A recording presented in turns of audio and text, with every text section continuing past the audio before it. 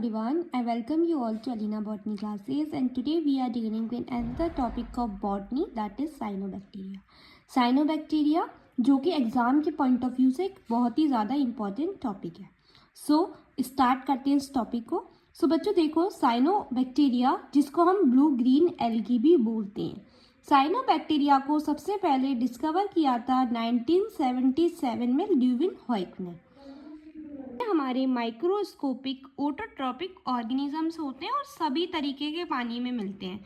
बच्चों, माइक्रोस्कोपिक का मतलब होता है कि उनको हम माइक्रोस्कोप से ही देख सकते हैं. ऑटोट्रॉपिक ऑर्गेनिज्म मीन्स अपना खाना खुद बनाएंगे. दैट मीन्स इनके पास क्या प्रेजेंट होगा? क्लोरोफिल प्रेजेंट होगा, जिससे वो फोटोसिंथेसिस करेंगे और अपना खाना खुद बनाएंगे. इसके अलावा वो सभी तरीके के पानी में देखने को मिलते हैं. Let's talk about the general characteristics of cyanobacteria. पहला है बच्चों हमारा कि जो साइनोबैक्टीरिया होता है वो सभी तरीके के एनवायरनमेंट में मिलता है. जैसे सी वाटर में मिलता है, फ्रेश वाटर में मिलता है, मॉइस्ट रॉक में मिलता है, मॉइस्ट सॉइल में मिलता है, हॉट स्प्रिंग में मिलता है और साल्ट मार्सेज में मिलता है. वो हमारे यूनिसेलुलर फिलामेंटस कॉलोनियल फॉर्म में देखने को मिलते हैं. ये जो फिलामेंट होते हैं इनके पास शीट होती है म्यूसिलेज की, और ये फिलामेंट्स होते हैं, इनको हम ट्राइकोम्स भी बोलते हैं. तो ये जो ट्राइकोम्स फिलामेंट्स होते हैं ये होमोसिस्टस होते हैं, ये हेट्रोसिस्टस होते हैं. ठीक है, और ये डिफरेंशिएटेड होते हैं. ओके, इसके बाद हम देखें तो जो साइज होता है साइनोबैक्टीरियल सेल का वो बैक्टीरियल सेल से बड़ा होता है. पिछली वीडियो में हमने आर्ची बैक्टीरिया पढ़ा था. आर्ची बैक्टीरिया जो था वो बैक्टीरियल सेल से छोटा साइज था आर्ची बैक्टीरिया का. ओके, साइनोबैक्टीरिया का साइज बैक्टीरियल सेल से बड़ा होता है. अगर आपको आर्ची बैक्टीरिया पढ़ना है तो मैं डिस्क्रिप्शन में लिंक दे दूंगी, वहां से जाके आप पढ़ लेना. जो सेल वॉल होती है आर्ची बैक्टीरिया की, साइनोबैक्टीरिया की, वो पेप्टिडोग्लाइकन की बनी होती है और 4 लेयर होती हैं उसमें. ठीक है, जो आउटर पार्ट होता है प्रोटोप्लास्ट का, उसके पास फोटोसिंथेटिक थाइलाकॉइड प्रेजेंट होते हैं और इनको क्रोमोप्लाज्म बोलते हैं. थाइलाकॉइड के पास फोटोसिंथेटिक पिगमेंट होते हैं, जैसे कि क्लोरोफिल होगा, बीटा कैरोटीन होगा और अदर पिगमेंट होगा, जिसको हम फाइकोबिलियोप्रोटीन्स भी बोलेंगे. वैक्यूज एब्सेंट होता है साइनोबैक्टीरिया में. जेनेटिक मटेरियल की बात करें तो वो सर्कुलर डबल स्ट्रैंड डीएनए होगा और सेंटर में प्रेजेंट होगा. ओके, इसलिए हम इसको सेंट्रोप्लाज्म बोलेंगे. इसके अंदर राइबोसोम भी प्रेजेंट होता है और 70S राइबोसोम प्रेजेंट होता है. फूड रिजर्व की बात करें तो साइनोफाइशियन स्टार्च प्रेजेंट होगा as a food reserve. Flagella absent होगी, मतलब ये मोटिलिटी नहीं कर सकता, मूव नहीं कर सकता, क्योंकि फ्लैजिला एब्सेंट है. जो साइनोबैक्टीरिया होते हैं वो ब्लू और ग्रीन कलर के होते हैं, एक्सेप्शन ट्राइकोडेस्मियम. ट्राइकोडेस्मियम ब्लू ग्रीन नहीं होता. साइनोबैक्टीरिया नाइट्रोजन फिक्सेशन कर सकते हैं क्योंकि इनके पास नाइट्रोजीनियस एंजाइम प्रेजेंट होती हैं. साइनोबैक्टीरिया एक स्पेशलाइज्ड सेल का प्रोडक्शन करते हैं जिसको हेट्रोसिस्ट बोलते हैं, और नाइट्रोजीनस फिक्सेशन भी देखने को मिलती है हेट्रोसिस्ट में. हेट्रोसिस्ट एक हमारा स्ट्रक्चर होता है जो कि साइनोबैक्टीरिया में प्रेजेंट होता है और उससे ही नाइट्रोजन फिक्सेशन की प्रोसेस देखने को मिलती है. Let's talk about the cell structure of cyanobacteria which is very very important. बच्चों देखो, बीच में हमारा न्यूक्लियोइड प्रेजेंट होगा. यहाँ सेंटर में क्या प्रेजेंट होगा? सेंट्रोप्लाज्म प्रेजेंट होगा. सेंटर में सेंट्रोप्लाज्म प्रेजेंट होगा, मतलब यहाँ पे circular double standard DNA present होगा सेंटर में, उसको ही हम सेंट्रोप्लाज्म बोलते हैं. मैंने आपको बताया था कि 4 लेयर जो होती हैं वो प्रेजेंट होती हैं. पहली है म्यूकोपॉलीसैकेराइड की लेयर, दूसरी है लिपोपॉलीसैकेराइड की लेयर, तीसरी है पॉलीसैकेराइड की लेयर, चौथी है सेल मेम्ब्रेन की लेयर. इसके अलावा थाइलाकॉइड मेम्ब्रेन प्रेजेंट होती है, क्रोमोप्लाज्म प्रेजेंट होता है, and ribosome is also present which is 70S ribosome is present. Ribosome जो कि आरएनए और प्रोटीन्स का बना हुआ होगा. इसके अलावा सेल वैक्यूल्स में इसमें देखने को मिलते हैं. अगर आपको स्क्रीनशॉट लेना है सेल स्ट्रक्चर का तो आप ले लो, नोट्स का लेना है तो नोट्स का भी देख लो आप.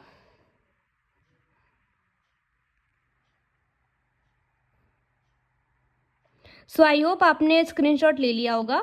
Let's talk about economic importance of cyanobacteria. So बच्चों, पहली इकोनॉमिक इम्पोर्टेंस में हम दोनों ही चीज़ पढ़ेंगे. इकोनॉमिक इम्पोर्टेंस जब हम पढ़ते हैं तो हम यूज़फुल एक्टिविटीज़ भी देखते हैं और हार्मफुल एक्टिविटीज़ भी देखते हैं. पहले यूज़फुल एक्टिविटीज़ देखें तो पहला है नाइट्रोजन फिक्सेशन. तो जो साइनोबैक्टीरिया होते हैं वो नाइट्रोजन फिक्सेशन करती हैं. नाइट्रोजन, एटमॉस्फेरिक नाइट्रोजन को क्या करते हैं, फिक्स करते हैं. जैसे Nostoc, Anabaena, Anthoceros, thallus, Azolla, leaf, Cycas, coralloid root, Gunnera, stem, Trifolium root. दूसरा है कि ये प्रोडक्शन करती है ग्रीन मैन्यूल का, मतलब हरा खाद बनाने में हेल्पफुल होती हैं. जैसे कि नोस्टॉक होगा, वो क्या करेगा, हरा खाद बनाने में रेस्पॉन्सिबल होता है. दूसरा है हमारा कि जो मॉस्किटो का लार्वा होगा उसको रिमूव करने के लिए भी साइनोबैक्टीरिया एक इम्पॉर्टेंट रोल प्ले करेगा. और वो क्या होगा, Aulosira. Aulosira is responsible for removal of mosquito larva. इसके अलावा बच्चों देखो तो जो साइनोबैक्टीरिया होते हैं वो प्रोटीन्स का भी प्रोडक्शन करते हैं. प्रोटीन जो कि किसी के, अगर हम प्रोटीन्स में ह्यूमंस पे बात करें तो प्रोटीन हमारे लिए ज़रूरी है हमारी बॉडी के जो मसल्स हैं उनको बनाने के लिए, उनको बिल्ड करने के लिए. सो जो साइनोबैक्टीरिया होती हैं वो प्रोटीन्स का भी प्रोडक्शन करते हैं और मेनली स्पाइरुलिना प्रोडक्शन करती है. इसके अलावा है हार्मफुल एक्टिविटी. हार्मफुल एक्टिविटी देखें तो जो वाटर ब्लूम है जिसको हम मैक्रोसिस्टिस बोलते हैं, वो क्या करता है कि वाटर ब्लूम की कंडीशन को दिखाता है. मतलब पूरा जो हमारा जो वाटर बॉडीज होंगी उसमें डिस्ट्रक्शन कॉज करेगा. ठीक है. दूसरा है वाटर सप्लाई की कंडीशन भी देखने को मिलती है, जैसे कि ऑसिलेटोरिया. सो ये कुछ हार्मफुल एक्टिविटीज़ हैं जो कि साइनोबैक्टीरिया परफॉर्म करता है. सो अगर आपको वाटर ब्लूम पढ़ना है तो मैं आपको डीपली बता देती हूँ कि वाटर ब्लूम क्या होता है. जो वाटर ब्लूम, जिसको हम एल्गल ब्लूम भी बोलेंगे, मेनली क्या होता है, वाटर ब्लूम जो होते हैं वो उसमें साइनोबैक्टीरिया रेस्पॉन्सिबल होते हैं. तो वो क्या करते हैं कि एल्गी की जो ग्रोथ होती है, मतलब जो एल्गी होती है वो वाटर बॉडीज़ में एक्सेसिव ग्रोथ शो करती है, जिससे पूरा का पूरा पानी जो होता है वो ग्रीन हो जाता है, ब्लू ग्रीन हो जाता है, रेड हो जाता है या ब्राउन हो जाता है. ठीक है. सो साइनोबैक्टीरिया आपको पता है ब्लू या ग्रीन कलर के हैं. तो जो एल्गी होगी वो बहुत ज़्यादा अमाउंट में वाटर बॉडीज़ में ग्रो करने लग जाएगी, जिससे पूरा ही पानी ब्लू, ग्रीन, रेड और येलो देखने को मिलता है और ब्राउन देखने को मिलता है. अब ये होता क्यों है, ये होता है क्योंकि हाई न्यूट्रिएंट लेवल हो जाता है. ठीक है. हाई न्यूट्रिएंट लेवल देखने को मिलता है, स्पेशली जो फॉस्फोरस है और जो नाइट्रोजन है वो एग्रीकल्चर सीवेज से निकलते हैं, जिसकी वजह से ऑक्सीजन जो है वो डिप्लीट हो जाता है, जो कि सनलाइट को ब्लॉक कर देता है और टॉक्सिन्स को रिलीज कर देता है, जो कि हार्मफुल होते हैं एक्वाटिक लाइफ के लिए. ठीक है. So this is known as the water bloom. अगर आपको डेफिनेशन लिखनी है तो मैं आपको बता देती हूँ, आप लिख लो. अ वाटर ब्लूम और algal bloom, a water bloom और algal bloom is the rapid excessive growth of algae,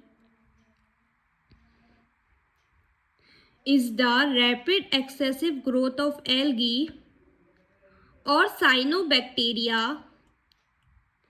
in water bodies, often turning the water green, blue green, red or brown. Often turning the water green, blue green, red or brown. Caused by high nutrient level, especially phosphorus and nitrogen.